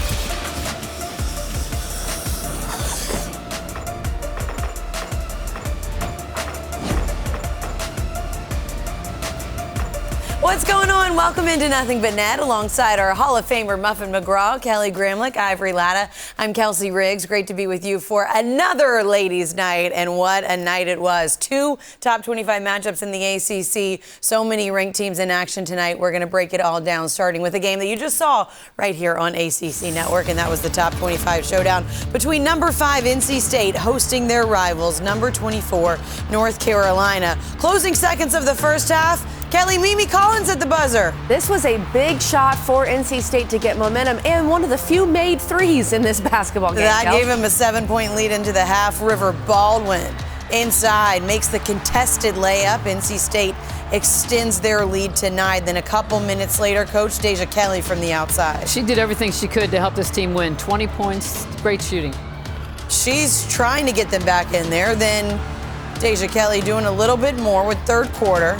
Middle of the fourth, NC State still down 4. Madison Hayes, Ivory. Yeah, Madison, that was a great shot. She came off ready to shoot and knocked it down. Less than 4 minutes to go. Renaya Kelly. How about that, Kelly? Renaya Kelly made some big plays down the stretch. Both Kellys played well, especially in the second half. 3-point game. NC State on top. Deja Kelly tries to get it inside. Sanaya Rivers forces the jump ball, ensuing NC State possession. As you see that it is still going to the Wolfpack. So what do? Well, NC State, they turn it over, Coach. Got to come and meet the ball in that situation. That was just a really bad play offensively. Deja Kelly misses the layup. NC State gets the rebound. North Carolina forced a foul. Still a 3-point game. Not a lot of made shots in the last 4.5 minutes of this game. A defensive battle, some mistakes and turnovers. And speaking of turnovers, North Carolina gets another chance after an NC State turnover. But the Lexi Donarski is called for the offensive foul. It is NC State that survives 63-59, and we've got Isaiah James here with us now, the headset on. Fresh off this win, your win streak continues at home, 13-game win streak. You've won 5 straight against North Carolina at home. I know that feels good. What was the mindset down the stretch when you guys were so strong defensively and trying to really lock things in? You know, today wasn't our best game, but, you know, down the stretch, you know, we knew this was going to be a big game, so we had to keep our heads up and just keep going at the end. I was really impressed with the defensive play that I thought won the game when you decided to front and not allow your player to get to that 3-point line. Was that something that Westmore told you in the huddle, or did you just do that on your own? I definitely did it on my own, you know, being a leader on this team, you know, just making good decisions and stuff like that. I knew she was a shooter, so I just had to front her and stuff like that. And I knew, I think Usby was behind me, so I kind of knew she was about to push me. Hey, can you just really talk about the atmosphere, how it was, like the vibes that y'all had as a team just going out there playing? Oh, if you don't know Pack Nation, you know them now. The fans will come out to every game. We love our fans so much. Isaiah, those fans helped you guys tonight. There's no doubt about it. They're one of the best fan bases in women's hoops. And Isaiah, for this team as a whole, last year to this year, you've improved so much. Your team has improved so much. How have you guys been able to go from an unranked team in the preseason now to one of the best teams in the country? You know, just not worrying about the rankings and keeping a chip on our shoulder and stuff like that, and just keep working hard outside of practice, and practice. Come game ready every day. That's it. You guys look like you're game ready, and you're going to have to come game ready every day for what you have coming up. We're going to get into it later in the show, but this is first of 3 straight ranked matchups, 4 of 5, 5 of 7 against ranked teams. You got a gauntlet coming up. What's important for you guys? Oh, I think Isaiah can't hear us anymore. She probably needs to get back to the locker room and celebrate. Bye, Isaiah. Have fun. Why. Celebrate. Good luck with the rest of that gauntlet. We'll get to that in a little while, as I mentioned. But let's start right there with some of what she said, Coach, and the mindset and the mentality that this team had late on. Things weren't working offensively in the last couple minutes of the game, but the defense was the difference. Yeah, they really made some great defensive plays. I thought that last play, Sanaya Rivers dropping down in the zone, perfect rotation, comes up with the steal. They had the jump ball. That was a big play. Isaiah James fronting her defender, her offensive player. That was a huge play. And there's so many really good plays, but that was one of the best. This play by Sanaya Rivers. I know the Isaiah James play was also huge, which you'll see here. The Sanaya Rivers play, a player should not be able to rotate that quickly and get in the passing lane, which is what she did. And then for Isaiah James, it's so smart because as a shooter, if someone's fronting you, if they get in between you and the screen, what exactly are you supposed to do? It was such a good play by Isaiah James. She was physical and she held her ground and drew the charge. It was, but as a coach, when you have your 2 top players make the best defensive plays at the end of a game, that shows like the camaraderie, that shows like the leadership that you have on that team. And the thing that I love, she said, we didn't care about the rankings. We only cared about what we needed to do to get the job done. And that's what it's going to take as a team. Nobody cares who can score the most points. It's all about a team effort. She came on there with a smile on her face, so you could tell she was excited. I'm saying, like, oh, you got another win. And she's like, You know, not like, in a confident, cocky way, but like, yes, we're proud of where we are. It wasn't just her. Kelly, what do you think about what we saw from Mimi Collins and how she was able to contribute? Mimi Collins was huge in the first half. She really kept them in the game because they were struggling. Isaiah James was on the bench. I thought Madison Hayes made some big plays in the second half. Zoe Brooks in the first half.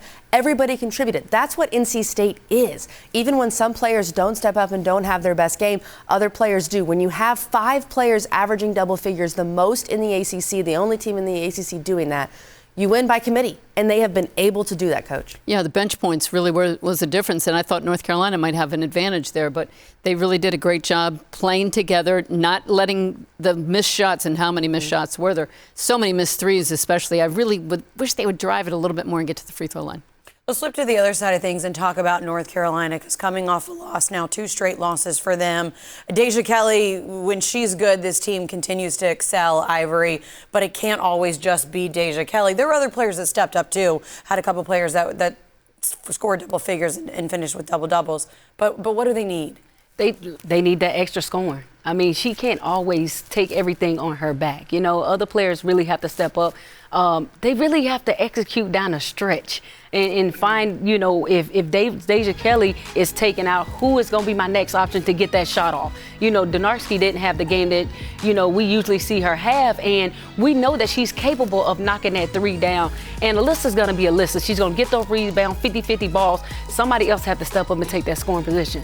It's Donarski for me. It's got to be. And Donarski struggled tonight, was 2 for 8. Isaiah James did a great job on her, as we saw with that final play. But she can take them to the next level. Deja Kelly played well, and she got them back in the game in the second half. She was huge in the third quarter. And if she makes that layup, which she barely missed, maybe we're talking about a different result. But if UNC wants to go to that next level and just be more consistent, I think Donarski's got to get better involved and shoot the ball better. Yeah, because defensively, they're doing what they can do. I think they're fine defensively. It's going to be that offensive end. You know, you have Kelly, you have Renaya Kelly. Kelly. She The Kellys. played like a little bit like a freshman today. Yeah. Navarre really didn't have as good a game as she's capable of. Gakdang, I think she's got to do a little bit more inside. Well, and Coach, you think they really miss McPherson, and I agree with you on that. Yeah, for sure. They need a point guard. She's out for the year. Yeah, I hate to see that. She was injured last year and then again this year, struggling as well.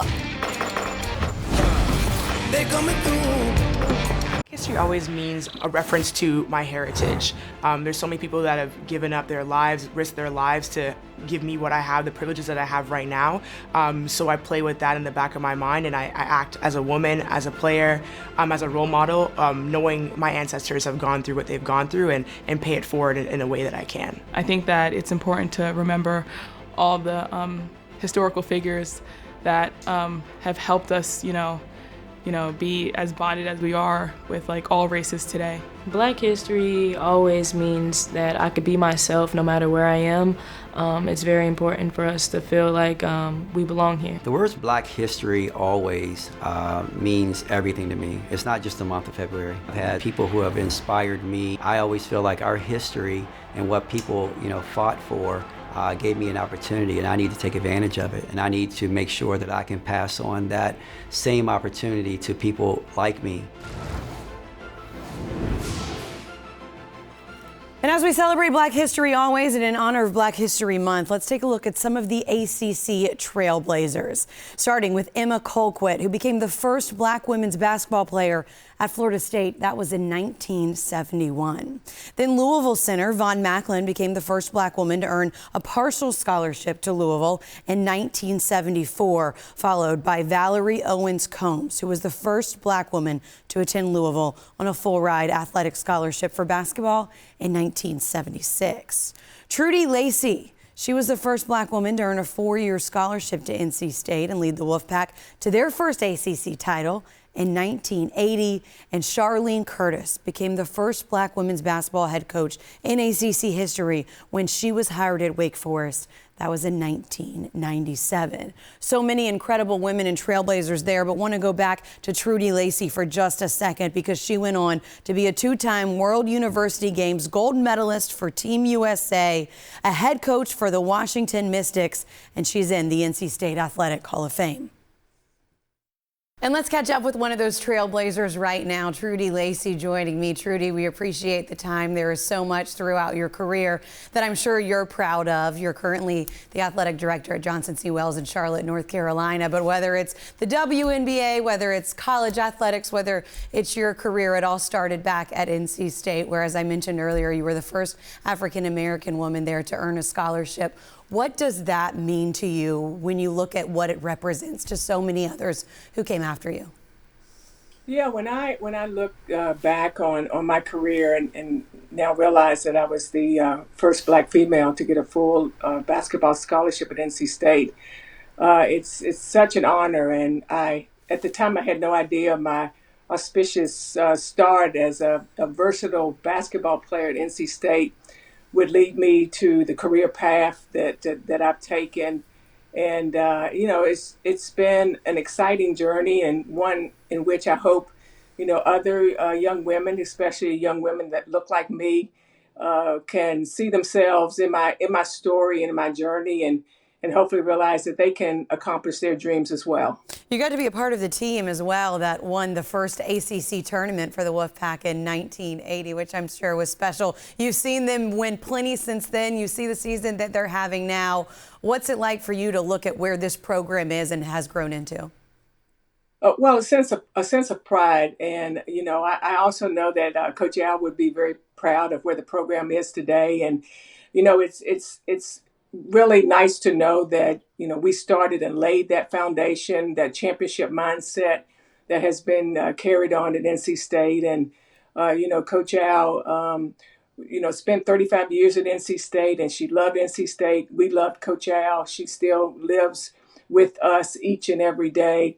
But we are certainly proud of what the Wolfpack women's basketball team has accomplished the last several years. And, we all come back and we all support them. And it's just like a family, and we love it. You mentioned getting to play for Coach Yao, and obviously play for K is something that means so much to college basketball, and especially here at ACC Network. What was the biggest part of her legacy that impacted you the most from getting to be led and coached by her? Wow, that's a great question.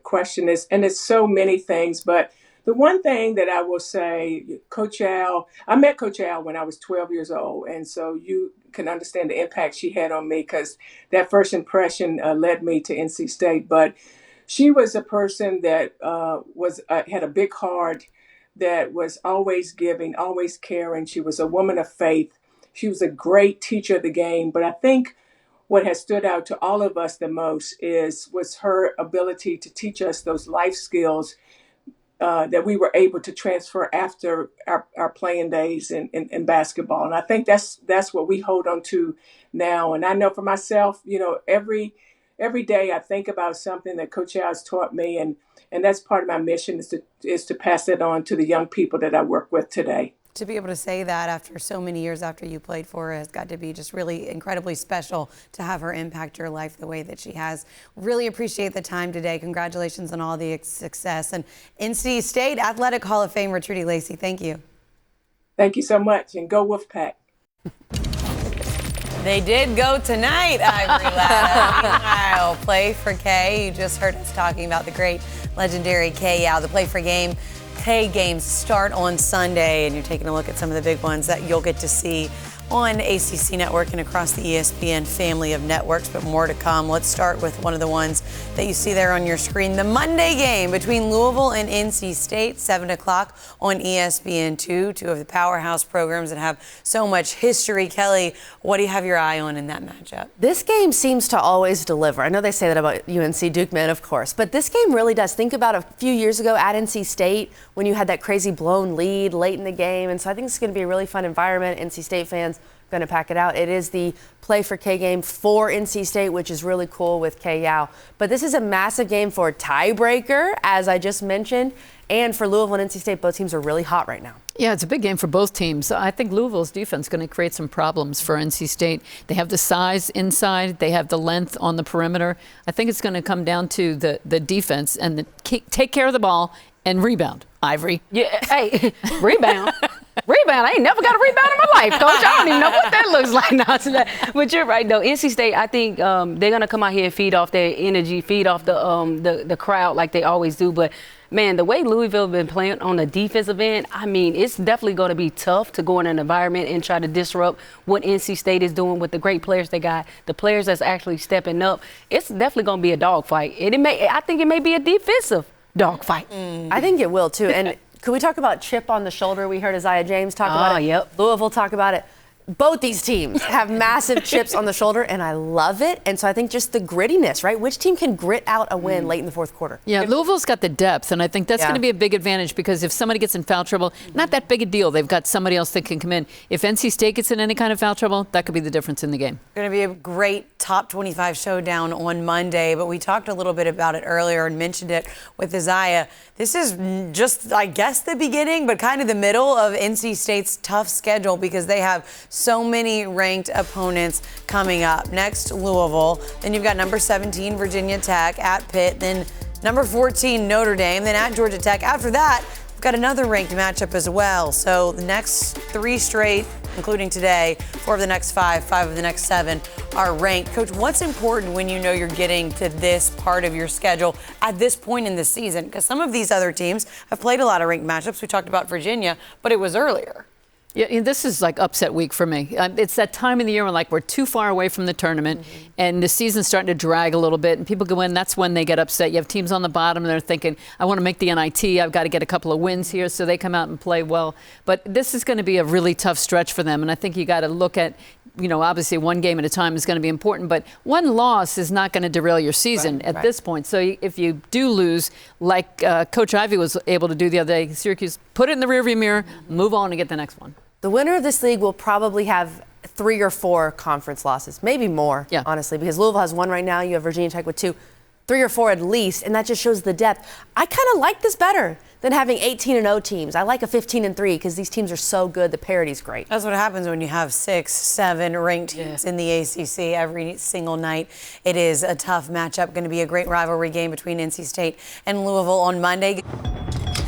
Let's wrap this thing up. You know what time it is. The animation means it is time for Game Balls, to hand out the balls for our biggest, best performances of the weekend. So, Coach, let's start with your game ball tonight. Who's it go to? I'm going to Isaiah James from NC State. She got into foul trouble in the first half, but what happened? She came back and she really impacted the game. She made 2 baskets back-to-back when they were down 1, and then she had the defensive saving the game play at the end. Got to talk to her earlier in the show. Excited for all that's to come for NC State. Got some big-time matchups at home. Kelly, for you, the game ball is? My game ball goes to the fans, the Virginia Tech fans, and Coach, help me out, the NC State fans, because I thought those environments tonight, both on our air, were electric. Helped both of those home teams get wins in rivalry games. Here you go, Coach. Just more by a little bit. We'll see you next week. Same time, same place here for Ladies' Day.